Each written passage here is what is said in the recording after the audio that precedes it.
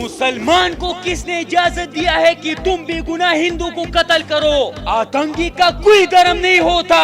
مقبوضہ کشمیر میں جو حملہ ہوا، جتنے بندے قتل کیے گئے، اس پر سب سے زیادہ افسوس مسلمانوں نے کیا ہے۔ پھر مسلمان اور ہندو کی بات کہاں سے آ گئی؟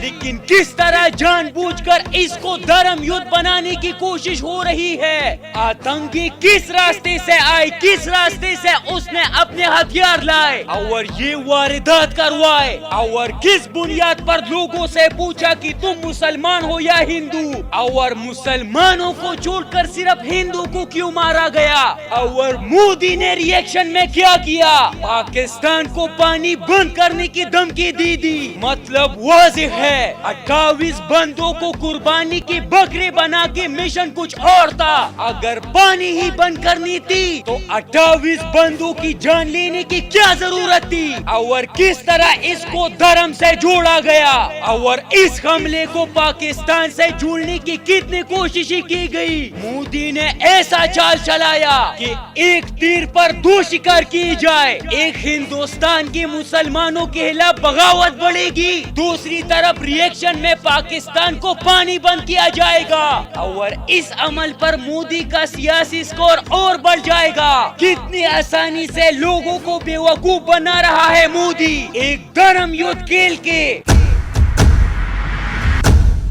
اب ہندوستانی میڈیا جو آگ اگل رہی ہے، ان کو تو سنسناہیز نیوز چاہیے تھی، تاکہ یہ لوگ خوب ڈالر کما سکے اور خوب پروپیگنڈے بنا سکے۔ آتنکی آئے، اسلحہ اپنے ساتھ لایا، 28 بندوں کو قتل کر کے غائب ہو گئے، اور کہاں غائب ہو گئی کسی کو پتہ بھی نہیں چلا۔ اتنی بڑی ملک کی ٹیکنالوجی فیل ہو گئی، اور سیدھا پاکستان کو ٹارگٹ بنایا گیا، بنا تحقیق کے، بنا ثبوتوں کے۔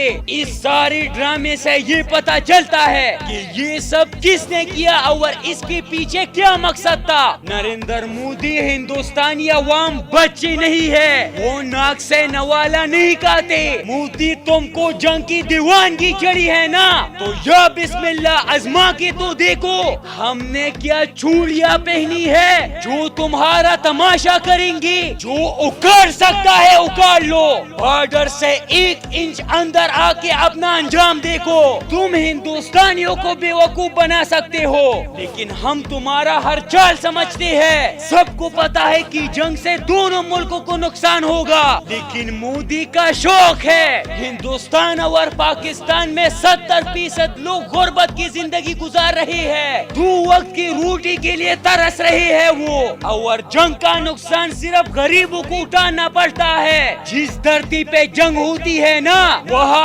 اناج نہیں اگتی، بھوک اگتی ہے۔ پھر بھی مودی سرکار جنگ چاہتی ہے۔ نریندر مودی، تم نے پاکستان پر کتنی دفعہ اٹیک کرنے کی کوشش کی۔ ابھینندن کون تھا؟ کیا وہ کوئی آتنکی تھا؟ لیکن ہم نے پھر بھی امن کی خاطر اس کو چھوڑا تھا۔ لیکن مودی کی آئیڈیالوجی خطرناک ہے، وہ ہر حال میں جنگ چاہتا ہے، اس لیے 28 بندوں کی جانیں قربان کرنی پڑی، اور مسلم ہندو کا کھیل شروع کر دیا۔ ایک انسان کا قتل ساری انسانیت کا قتل ہے، یہ ہمارا مذہب کہتا ہے۔ ہمارا مذہب ہمیں امن کا پیغام دیتا ہے، لیکن جب کوئی ظلم کرنے کی کوشش کرتا ہے تو ہمارا مذہب ہمیں جان قربان کرنے کا اجازت دیتا ہے۔